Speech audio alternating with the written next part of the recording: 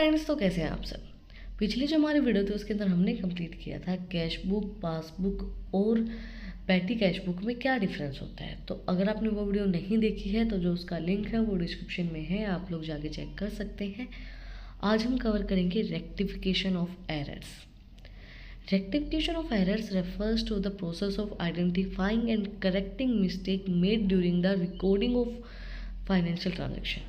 These errors can arise due to a mathematical miscalculation, omission of entry, or incorrect posting in ledger accounts. The primary objective of rectification is to maintain the accuracy of financial statement and ensure the reflect the true financial position of a business. Rectification of error, देखो errors का मतलब आप सभी को पता है गलतियाँ। अब रेक्टिफिकेशन मतलब उन गलतियों को निकालना, रेक्टिफाई करना कि भाई कहाँ कहाँ गलतियाँ हुई हैं। तो रेक्टिफिकेशन ऑफ एरर्स का मतलब होता है वो प्रोसेस जिसके अंदर आइडेंटिफाई किया जाता है, जिसके अंदर गलतियों को निकाला जाता है कि कहाँ पे फाइनेंशियल ट्रांजैक्शन को रिकॉर्ड करते हुए गलतियाँ की गई हैं। मतलब जो हमने फाइनेंशियल अकाउंट हमारे बनाए, फाइनेंशियल स्टेटमेंट हमने प्रिपेयर किए हैं, उसके अंदर कहाँ पे गलतियाँ हुई हैं। वो गलतियाँ मैथमेटिकल मिस्टेक भी हो सकती हैं, कैलकुलेशन मिस्टेक भी हो सकती है, भाई मिस कैलकुलेशन हुई, ये चीज़ें हमने कैलकुलेट सही तरीके से नहीं की है ना। कैलकुलेशन इंसान है, गलतियाँ हो जाती हैं, कोई जो ट्रांजैक्शन है वो छूट जाती है, या फिर आपने जो लेज़र के अंदर से पोस्टिंग करनी थी, लेज़र के अंदर से एंट्रीज उठानी थी, वो कोई गलत उठा ली है। तो उनको आइडेंटिफाई करना और उनको रेक्टिफाई करना कि कहाँ पे गलती हुई है, उसका मतलब है rectification of error.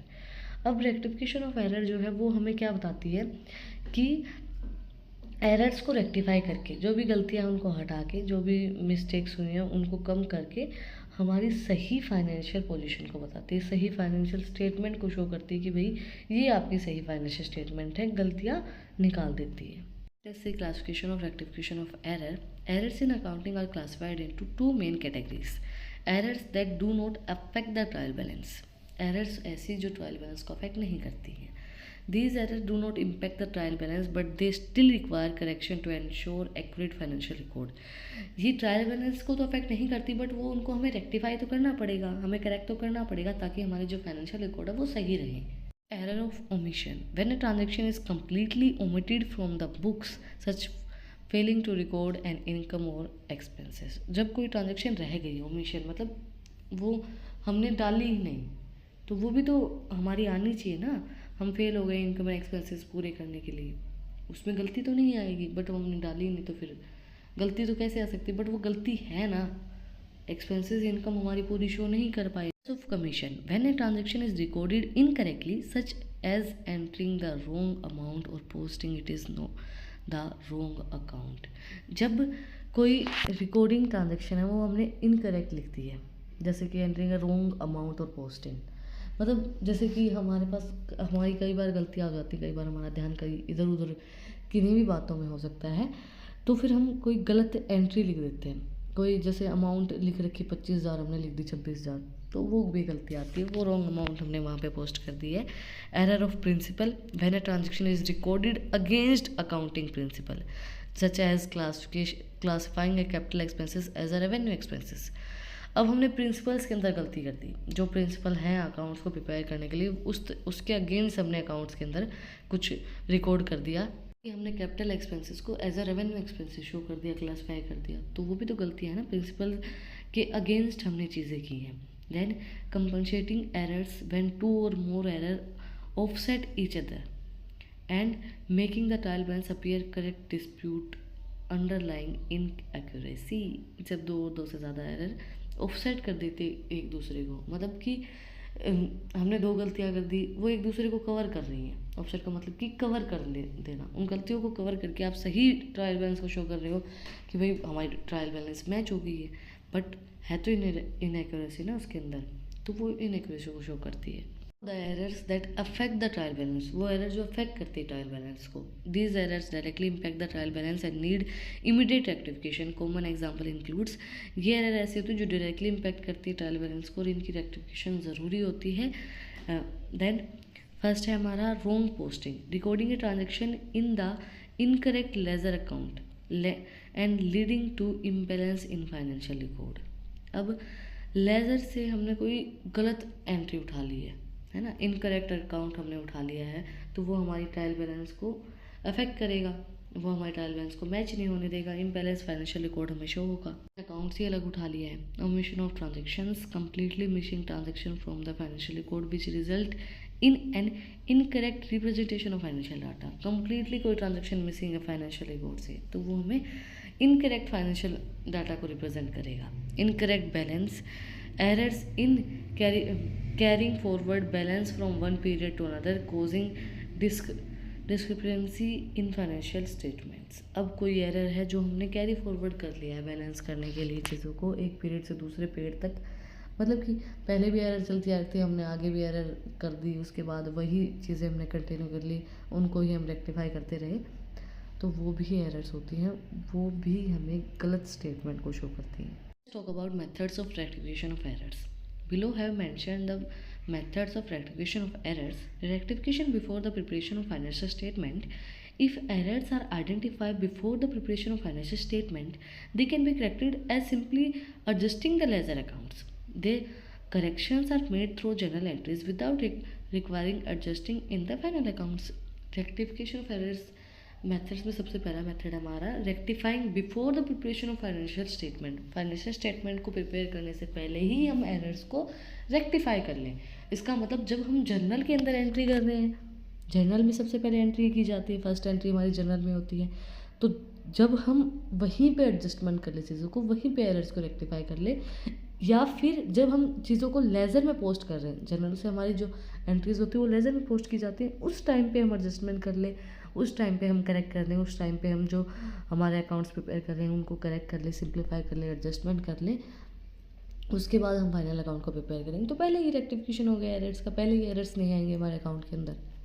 After the preparation of financial statement. If errors are discovered after the financial statement have been prepared, they must be corrected through the adjustment entries in the following accounting period. A suspense account may be used as a temporarily to balance the discrepancies until errors are fully rectified. अगर हम financial statement को prepare होने के बाद errors को rectify करते हैं तो जो एडजस्टमेंट एंट्रीज हैं उसके थ्रू ही हम अकाउंट के अंदर एरर्स को रेक्टिफाई कर पाएंगे। हाँ, टेम्परेली सस्पेंस अकाउंट क्रिएट कर सकते हैं ताकि हम जो हमारी अकाउंट है उनको बैलेंस कर पाएँ, बट सस्पेंस अकाउंट जो है वो टेम्परेली होता है, उसके बाद हम एरर्स को फाइंड आउट करते हैं और फुल्ली रेक्टिफाई करते हैं कि कहाँ पे एरर थी और कहाँ पे हम गलतियाँ कर रहे थे, तो उसके बाद उनको रेक्टिफाई किया जाता है। एरर्स नहीं मिलती हैं तो उनको सस्पेंस अकाउंट में डाल दिया जाता है कि सस्पेंस है अभी। Then importance of rectification of errors. Importance क्या रहेंगी रेक्टिफिकेशन ऑफ एरर्स की? The rectification of errors play critical role in financial management by inquiring accuracy in financial statement. अब जब एरर्स नहीं होंगे तो एक्यूरेट फाइनेंशियल स्टेटमेंट आपको शो की जाएगी, है ना। जब सारी गलती आपने निकाल ली हैं, रेक्टिफाई कर लिए हैं, तो फिर आपको सही फाइनेंशियल स्टेटमेंट शो की जाएगी। Correcting error ensure that balance sheet and income statement reflect the true financial condition of business. जब आपने एरर्स को करेक्ट कर लिया है तो वो शो करेगी कि जो बैलेंस शीट दी गई है, जो फाइनेंशियल स्टेटमेंट, इनकम स्टेटमेंट आपको शो की गई है, वो बिल्कुल सही शो की गई है। Compliance with accounting standards. Maintaining error-free records help business comply with regulatory standards and avoid penalties. जब आप एरर्स नहीं करोगे, कोई गलतियाँ नहीं होती है, तो फिर पेनल्टीज़ भी नहीं होती हैं। जब आप गलती करते हो तभी तो आपको सज़ा मिलती है ना। जब आप गलतियाँ नहीं करेंगे, रेक्टिफिकेशन ऑफ एरर्स फ्री कर देंगे, हर चीज़ को, रिकॉर्ड को एरर फ्री कर देंगे, तो रेगुलेटरी जो स्टैंडर्ड्स हैं उनके अकॉर्डिंगली चीज़ें होंगी, तो उनके अकॉर्डिंगली होगी, तो कोई भी पेनल्टी आपको पे नहीं करनी पड़ेगी। Reliable decision making, accurate financial record supports better decision making by business owners and share holders. जब आपको सही एक्यूरेट फाइनेंशियल स्टेटमेंट शो की जा रही है तो आप सही डिसीजन ले पाएंगे कि ओनर जो है वो भी सही डिसीजन ले पाएगा, भाई आपको कहाँ पे क्या इन्वेस्टमेंट करने की ज़रूरत है, कहाँ पे आपका बिजनेस कैसा चल रहा है, किस तरीके से आपको काम करना है और क्या चीज़ें नहीं करने की ज़रूरत है। शेयर होल्डर्स को भी बेनिफिट रहेगा कि जहाँ पे आपने इन्वेस्टमेंट कर रखी है वो सही जगह है, सही आपको स्टेटमेंट शो की जा रही है, सही इनकम स्टेटमेंट, फाइनेंशियल स्टेटमेंट आपको शो की जा रही है, और अगर फाइनेंशियल कंडीशन अच्छी चल रही है तो उनके लिए बेनिफिशियल रहेगा और उनको ये भी पता चल जाएगा कि कोई गलती भी नहीं है, मतलब सही आपको दिखाया जा रहा है कि इनकी फाइनेंशियल कंडीशन अभी ये चल रही है। उसके अकॉर्डिंगली अपना डिसीजन ले सकते हैं कि उनको आगे और ज़्यादा इन्वेस्टमेंट करनी है या नहीं करनी है। Credibility and trust, transparency in accounting build trust among investors, creditors and regulatory bodies. जब चीज़ों के अंदर ट्रांसपेरेंसी होती है तो ट्रस्ट बना रहता है, होता है ना कि भाई चीज़ें छुपाई जा रही हैं तो आपको ट्रस्ट कम बनेगा, आपको ये लगेगा कि ये बातें छुपाता है, तो आप उस पर ट्रस्ट कम करेंगे। जब ट्रांसपेरेंसी चीज़ों के अंदर ट्रांसपेरेंसी बिल्ड करती है ट्रस्ट को, इन्वेस्टर्स के भी, क्रेडिटर्स की भी, जो भी रेगुलेटरी बॉडीज़ हैं जो उस काम को चला रही हैं, उनका ट्रस्ट बना रहता है। Tax compliance, correct financial records ensure accurate tax calculation and preventing over payment और अंडर पेमेंट ऑफ टैक्स। देखो, जब फाइनेंशियल स्टेटमेंट शो की गई है तो उसके अकॉर्डिंगली आप टैक्स पेमेंट कर सकते हैं, ना तो फिर आपको ज़्यादा टैक्स पे करना पड़ेगा, ना आप कम टैक्स पे करेंगे। जैसे ही आपकी फाइनेंशियल स्टेटमेंट शो हो रही है उसके अकॉर्डिंगली आप टैक्स को पे कर लेंगे कैलकुलेट करके। And error preventions, identifying errors earlier prevent there compounding impact on financial statement. जब आप पहले ही गलतियाँ निकाल लेते हैं तो फिर आगे बड़ी मिस्टेक होने से बच जाते हैं। होता है ना कि पहले ही सुधर जाओ, नहीं तो फिर आगे बहुत ज़्यादा दिक्कत हो जाएगी। उसी तरीके से जब आप पहले ही प्रिवेंट कर लेते हैं चीज़ों से, पहले ही आप एरर फ्री कर लेते हैं, तो फिर आपको फाइनेंशियल स्टेटमेंट जो है वो आपकी ज़्यादा इम्पैक्ट नहीं करेगी, आपको सही फाइनेंशियल स्टेटमेंट शो की जाएगी। अगर गलतियाँ रेक्टिफाई नहीं हो पा रही हैं तो फिर आगे जाके बहुत ज़्यादा दिक्कत हो सकती है, फाइनेंशियल स्टेटमेंट आपकी सही नहीं शो करेगी जो आपकी कंडीशन अभी चल रही है। That's it for today. इसी के साथ चैप्टर 2 हमारा जो है वो कंप्लीट हो गया है। कुछ भी डाउट है, कुछ भी पूछना है तो आप लोग पूछ लेना। अकॉर्डिंग टू मी तो मैंने आपको बहुत अच्छे से एक्सप्लेन किया रेक्टिफिकेशन ऑफ एरर, बट फिर भी अगर कुछ डाउट रहता है तो पूछ लेना कमेंट सेक्शन में। और अगर आपको इन टॉपिक्स की PDF चाहिए तो टेलीग्राम चैनल का लिंक भी डिस्क्रिप्शन में है, वहाँ पे जाके आप लोग मुझे फॉलो कर सकते हैं। और भी इंटरेस्टिंग रील्स को देखने के लिए इंस्टाग्राम चैनल का लिंक भी डिस्क्रिप्शन में है, वहाँ पे जाके आप मुझे फॉलो कर सकते हैं। और अगर आपने वीडियो को यहाँ तक देखा है तो प्लीज़ सब्सक्राइब के बटन पे एक मुक्का मार दो, बेल आइकन प्रेस करो, ताकि जो सबसे पहली अपडेट है वो आप लोगों के पास आए। फिर मिलते हैं एक नए वीडियो के साथ, एक नए टॉपिक के साथ। Like share and subscribe. Thank you for watching my video and enjoy.